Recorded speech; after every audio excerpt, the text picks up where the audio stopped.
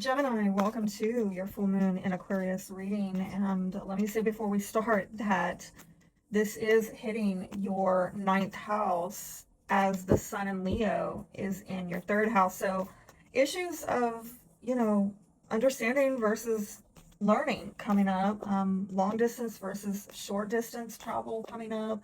So perhaps, there is something that you are closing out having to do with a belief system or traveling long distance that's coming to closure, something impacting a broader audience. Like if you have a business that's online, or you are in any kind of communications, or maybe a student in school or a teacher, that's really getting triggered right now, however it applies. But I do see some challenges for you, um, with Neptune in Pisces, and Jupiter in Pisces at this time, where I don't really know if you know. It's very Neptunian, okay? It's like, do you know what you don't know, right? Some of you don't know where the lack of clarity is coming from, where the confusion, like you don't know what you don't know. I know I keep saying it, but it's like something is challenging you, and I think you can't put your finger on it, okay, what the challenge is. And it might, yes, be in the ethereal, it might be in the 5D, okay. I will say though, what is benefiting you is you working on things having to do with home, family, sense of belonging. That is, whatever is stabilizing you is going to be really powerful during this time. And your advice is surrendering to the journey, release control. Mm. Yeah, I'm being brought back to that 12th house again, where it's just kind of out there, like, where is this going? And maybe you're just having to let go and let God, okay? For some of you, this is about your beliefs, and maybe releasing any kind of fixed spiritual beliefs that you've had about life, about the way. I'm hearing dogma for somebody, letting go of these fixed beliefs about the way it is and the way it's supposed to be, and allowing spirit to, I'm getting like living a more spirit led life. Okay, that is for somebody. Okay. But let's talk about relationships and what you're wanting out of them during this time. What is Gemini? Okay, got some jumpers there. I think you're looking for an emotional connection. Some of you actually really wanting a commitment, okay? Um, some of you really are looking for something super stable and secure. And again, I'm getting this very spiritual vibe here off the Hierophant. Taurus might be relevant, but what I feel is that I think some of you want a relationship where you can connect with somebody on a spiritual level, and maybe you share beliefs. It's an emotional connection. It's a spiritual connection that is going to bring you stability and security. You want somebody who's solid and stable. I don't think you want anybody woo woo out to lunch, but you do want somebody who's going to be able to kind of reach out up into the ethers with you. You know what I mean? Like into the spirit realm with you. It's interesting. Some of you probably over the next month reflecting on how do you get the attention, the affection. I'm hearing a meeting of the minds, okay? A meeting of the minds, but without losing this heart and soul connection, okay? What do they want? What do they want? I mean, I'm feeling like y'all want the full meal deal, honey. This is some high level stuff. Can I get this? Okay. That's interesting.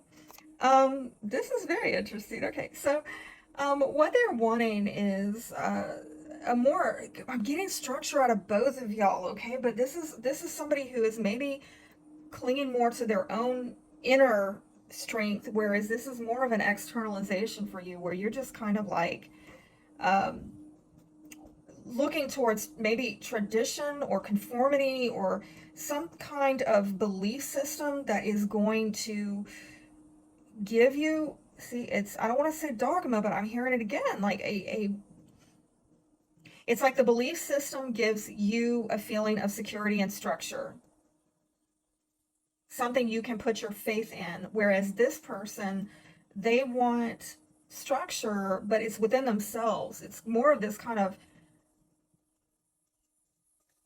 in their own inner authority, their own I'm hearing right to self-determination, okay?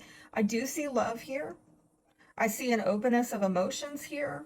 They want new love. I mean, both of you, but again, look at you both have aces, so both of you want a new beginning, but yours is more on the practical level. This is more about values and beliefs. Theirs is more about their own authority and having emotional renewal, release, okay? This is deep stuff. Where is this going? Where is this going? Where is this going? What? I get that there's going to be a lot of thinking about responsibility, okay? And that could be you right there, air sign, Gemini, Libra, Aquarius, but there is some kind of heaviness, all right? I am hearing high-mindedness. I don't know why. I'm hearing something about high-mindedness, okay? What is your energy? Oh my goodness. These cards are really, really wanting to talk. I think you got your head in the clouds, okay? And Aquarius might be relevant. Aries, Leo, Sagittarius. Definitely Leo might be relevant. I feel like you're very ambitious. You're very much spirit-led here and going after what you feel is the truth, what is going to add vitality to you, what is going to heal things that maybe have disappointed you, and you've come to a place of acceptance and moving on and getting on to what is actually going to make you happy and put you in a happy place, you know? And I'm going to have to pull again because somebody needs a private reading. Look at all that stuff that just came out. What is their energy? All right. I think you need to watch out for communications with this person. Definitely with this ninth and third house getting lit up for you. There is, for them, maybe misunderstandings, miscommunications, delays. Not a fan of it. Some of you, if there's a travel issue, again, going on with these houses being lit up, there could be delays in travel. I just got to warn you, or somebody just holding off, or things not progressing as fast. It's either no progress or slow progress with this person. That's their energy where, and it might be the retrogrades, honestly, that is triggering all of this. The overall energy of this relationship, somebody might have their head up in the clouds yet again, not knowing how to bring heaven down to earth in the exchange. What they need to give themselves to, what's going to be giving to them. Might also be a bit of nostalgia playing in your mind. Well, absolutely, with Venus retrograde for you, you know, in Leo in the third house during this time, could be talking about better days gone by, could be thinking about better days gone by, and might be feeling a burden on your heart, some kind of longing for, you know, when you had something that is now a myth and trying to figure out how do I recapture that, okay? Surrender to receiving support and love. Well, there it is, but you got to figure out how to do that. Allow the love and support of others in rather than trying to handle everything yourself. This can take the pressure off and simultaneously nurture you. Surrender the desire to control people and surrender the habit of people pleasing. These cards are saying being overly controlling can sabotage a relationship. If I'm seeing any control, it's coming from this other person. To more effectively achieve goals, back off, regroup, give the situation some breathing room, and speak your needs and be true to yourself. Focus on your own happiness instead of always trying to make everyone else happy. All right, so for those of you looking for release, like, you know, closure, I pulled this from my closure deck. I'll never forget you. Wow, I'm telling you, this is some nostalgia from the past, honey. Okay, I hope that helped you. Be blessed.